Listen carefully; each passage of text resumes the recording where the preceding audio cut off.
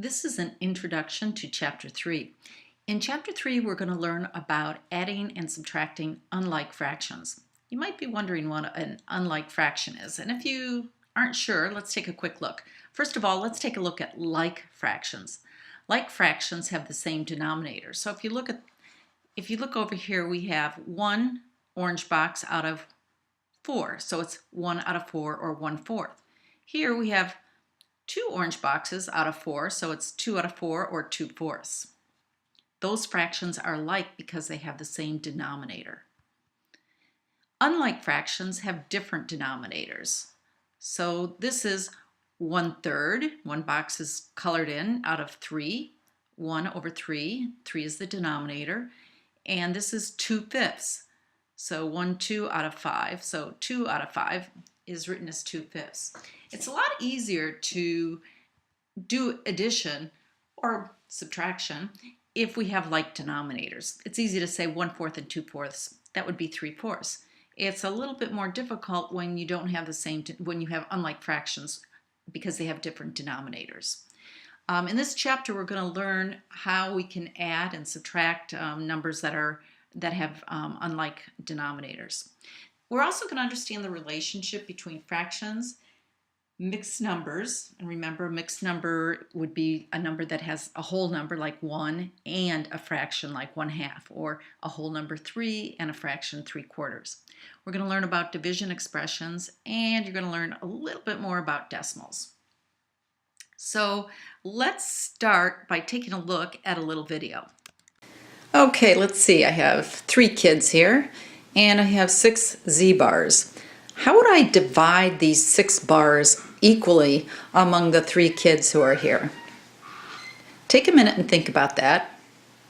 I hope you decided that each one of our friends would get 2 z-bars because 6 bars divided by 3 kids equals 2. But let's take a look. Something happened. Another friend came along. We still only have 6 z-bars. Can we divide 6 bars among the 4 people? Well, let's figure that one out. I hope you figured out that the answer is yes, we can divide them. Each child or each animal would get 1 z-bar, and there would be 2 left over. So we can divide 6 by 4, but the answer isn't going to be a whole number. Over the next day or so, we're going to be reviewing some concepts that we learned in the past. The first is the concept of a whole number. 1 is a whole number. A fraction is a part of a whole. So a half a watermelon is part of a whole watermelon. So it's represented as 1/2, and that's a fraction. A mixed number is a number that has both a whole number on it and it has a fraction. So this is 1 watermelon and a half a watermelon. It's a whole number and a fraction.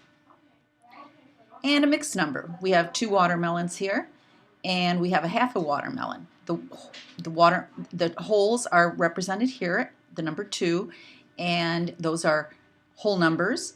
Here's the fraction. It's a half of watermelon, and it equals 2 watermelons plus a half equals 2.5 watermelons, and that is a mixed number because it has a whole number in it and it has a fraction in it. Let's take a minute to review equivalent fractions. I have a fraction, it's 1/3, and I'd like to find an equivalent fraction for 1/3. I need to multiply both the numerator and the denominator by the same number, and that will give me an equivalent fraction. So let's take a look. I have 1/3. I'm going to multiply the numerator by 2. 1 times 2 equals 2. And I'm going to multiply the denominator by 2. 3 times 2 equals 6. 1/3 is equal to 2 sixths. So when you're trying to find an equivalent fraction, you multiply both numerator and denominator by the same number. Remember, we're multiplying to find an equivalent fraction. Now let's look at expressing fractions in their simplest form. We have 2 sixths, and we're going to divide both the numerator and the denominator by the same number. So 2 divided by 2 equals 1, and 6 divided by 2 equals 3. So 1/3 equals 2 sixths. So we're doing the opposite that we did when we were trying to find equivalent fractions. When we're simplifying, we're dividing because we want to find the simplest form of a fraction.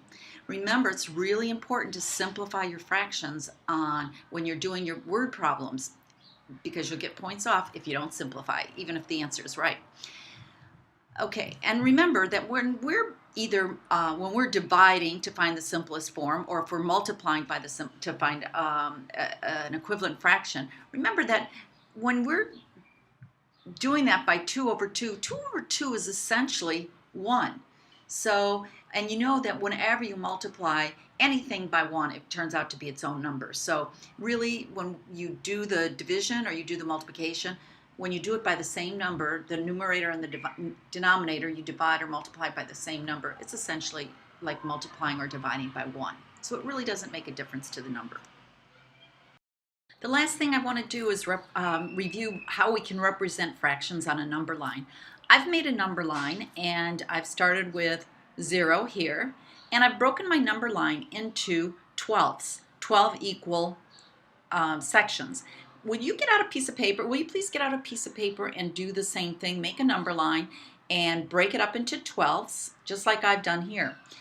Then what I would like you to do is to look at these fractions and decide which ones can be simplified, and write the simplified version of the fraction on top of the line. Have fun doing that. Talk to you soon.